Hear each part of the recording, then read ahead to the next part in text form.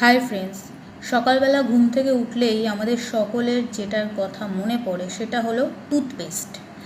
মার্কেটে আমরা জানি অনেক রকমের টুথপেস্ট পাওয়া যায়, কিন্তু সেই টুথপেস্ট একটা কি দুটো প্রবলেম সলভ করে।